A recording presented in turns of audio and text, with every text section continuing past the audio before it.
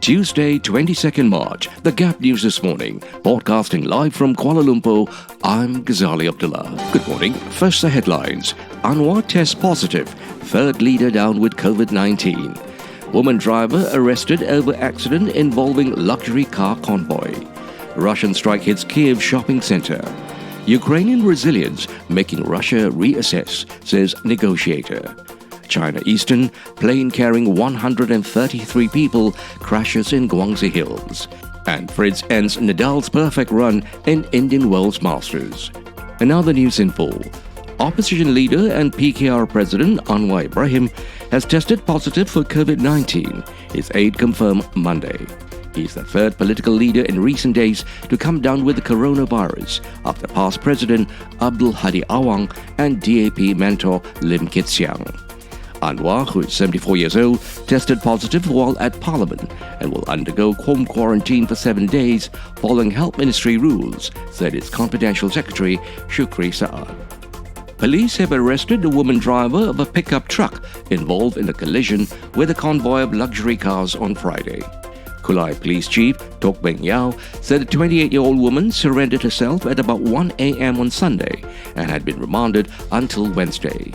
Yesterday, Tok said the police were investigating a viral video showing a convoy of luxury cars stopping at kilometer 34 of the North-South Highway and blocking traffic at the southbound Sedinang exit. He said the initial investigation found that the incident was caused by the four-wheel drive Ford Ranger trying to overtake the convoy dangerously before colliding with one of the cars while entering the left lane. In Kyiv, 8 people were reported dead in shelling on a residential area and shopping center. Ukraine ignores Russia's demand it gives up the city of Mariupol by 0500 hours Moscow time, saying there is no question of any surrender. Russia had offered to give civilians and fighters safe passage out of the city as long as they gave up their weapons. Ukraine's president has accused Russia of war crimes in Mariupol, where heavy fighting has now reached the city center. An estimated 90% of the city's buildings have been damaged or destroyed. About 300,000 people remain trapped without power or water and little food. Meanwhile, Ukrainian resilience is causing Russia to more adequately assess the situation of the war, a Ukrainian negotiator says. Mikhailo Podolyak, an aide to President Zelensky, says the change has helped encourage a dialogue between the two sides. But any decision on a peace agreement will be made between the Ukrainian and Russian leaders, he tells the BBC. In Kyiv, 8 people are reported dead in shelling on a residential area and shopping center.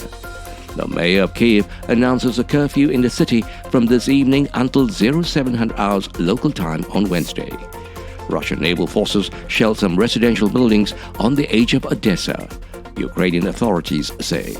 Ukraine ignores Russia's demand it gives up the city of Mariupol, saying there is no question of any surrender. Ukraine's president has accused Russia of war crimes in Mariupol, where heavy fighting has now reached the city center. A Chinese passenger plane with 133 people on board has crashed in a forested hillside in southern China. The China Eastern Airlines Boeing 737 was flying from Kunming to Guangzhou when it came down in Guangxi province and caught fire.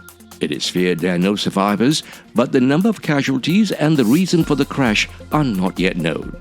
Chinese airlines generally have a good safety record. The last major accident took place 12 years ago. Flight tracking data suggested the plane lost height rapidly from its cruising altitude before hitting the ground. More than 600 emergency responders are said to be at the crash site. Firefighters reached the scene first and managed to extinguish a blaze in the hills caused by the crash. And now for some sports news.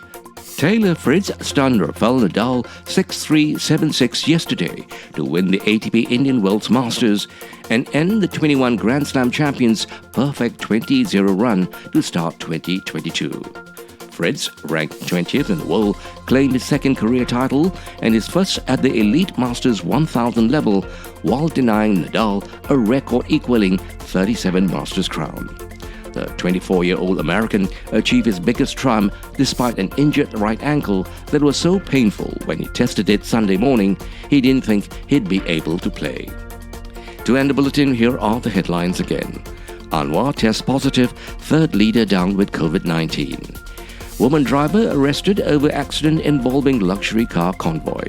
Russian strike hits Kyiv shopping center. Ukrainian resilience making Russia reassess, says negotiator. China Eastern plane carrying 133 people crashes in Guangxi hills. And Fritz ends Nadal's perfect run in Indian Wells Masters. This has been the Gap News this morning, Tuesday, 22nd March, with reports from Free Malaysia Today, The Vibes and the BBC World Service. The Gap News is also available on the internet news portal Melaka Hari Ini. We hope you found the bulletin informative. We certainly welcome hearing from you.